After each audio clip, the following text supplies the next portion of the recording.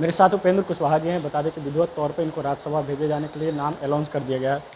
अब क्या कुछ प्राथमिकता होगी राज्यसभा के लिए, विधिवत तौर पे आपके नाम की घोषणा हो गई?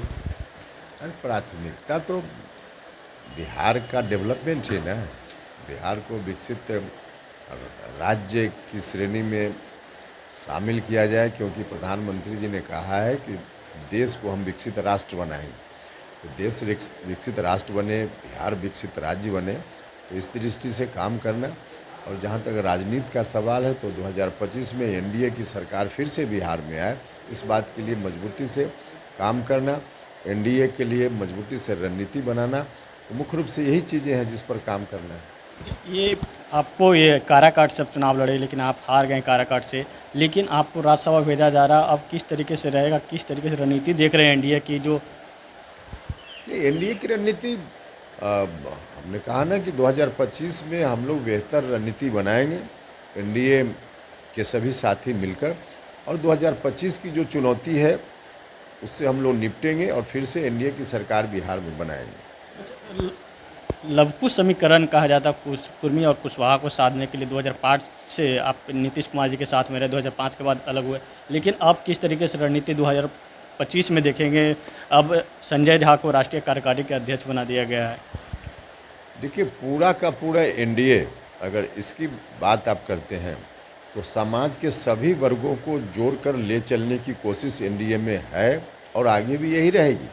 और इसमें अलग अलग पार्टियों का योगदान है, उसमें लवकुश भी जरूरी है, साथ ही साथ अति पिछड़ा दलित महादलित भी जरूरी है, और सामान्य जात के जो लोग हैं उनका भी योगदान जरूरी है। तो सब लोगों को जोड़ करके और आगे की रणनीति हम लोग मजबूती से बनाएंगे और 2025 में निश्चित रूप से फिर से एनडीए की सरकार बनाने में कामयाबी हासिल करेंगे। आपकी पार्टी का क्या भागीदारी रहेगी 2025 में, कितने सीटों पर? नहीं, अभी इसका कहाँ सवाल है कितनी सीट पर कौन पार्टी लड़े 2025 में, जब समय आएगा हम लोग तय करेंगे। तेजस्वी यादव बिहार में लॉ एंड ऑर्डर पर सवाल उठा रहे हैं कि बिहार में अब जंगल राज पार्ट 2 हो गई है। उनको पहले कंपैरिजन क्यों नहीं करते हैं? उनके पिताजी के समय में जब 15 साल तक उनकी सरकार थी, उस समय क्या क्या बिहार में हो रहा था, उससे कंपैरिजन करें। घटना निश्चित रूप से कहीं कहीं होती है, आज भी हो रही है, और बिल्कुल जीरो हो जाए घटना, अपराध की घटना, यह तो बिल्कुल आइडियल स्थिति होगी। लेकिन हाँ, घटना होने के बाद कितनी तत्परता से पुलिस कार्रवाई करती है, सरकार कितनी तत्परता दिखाती है, यह महत्वपूर्ण विषय है।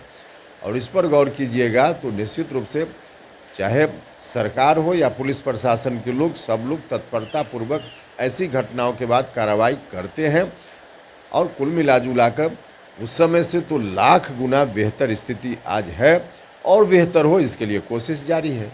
देश में नए 3 कानून लागू हो गए हैं, उसको लेकर विपक्ष सवाल उठा रही है कि पहले सरकार को समझाना चाहिए था, उसके बाद इस कानून को लागू करना चाहिए था। देखिए, नया कानून लागू हुआ है, पुराने कानून का स्वरूप बदला गया।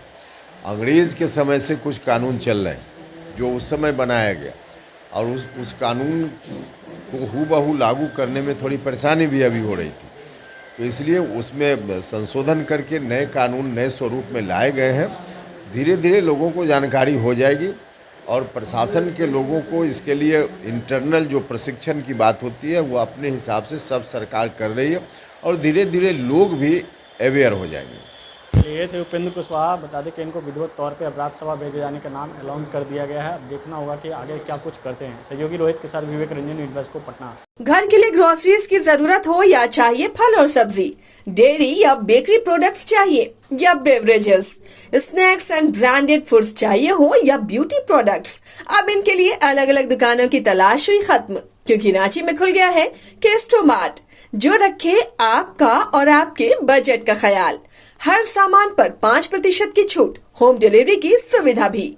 आज ही पधारें Kesto Mart, one stop solution for every customer's requirements. Call 9153989339। Amity University का पटना और रांची कैंपस पिछले कई सालों से लगातार शिक्षा के क्षेत्र में अनमैच्ड एक्सीलेंस प्रदान कर रही है।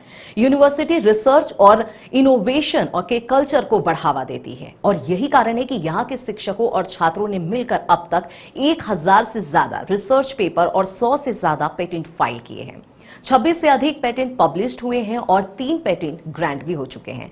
और यही नहीं, यहाँ के फैकल्टीज और स्टूडेंट 100 से अधिक किताबें पब्लिश भी कर चुके हैं।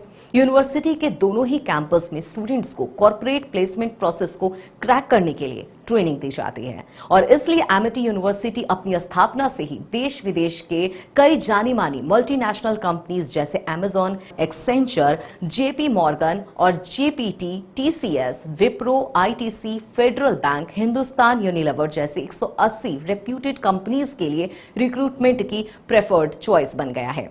यही वजह है कि आयुष कुमार को जेपीटी कंपनी लिमिटेड में 24 लाख, जान निसार अख्तर को अमेजॉन से 30 लाख और देव नरूला को ह्यूमन होल्डिंग कंपनी लिमिटेड से 44 लाख 50 हजार का पैकेज मिला है।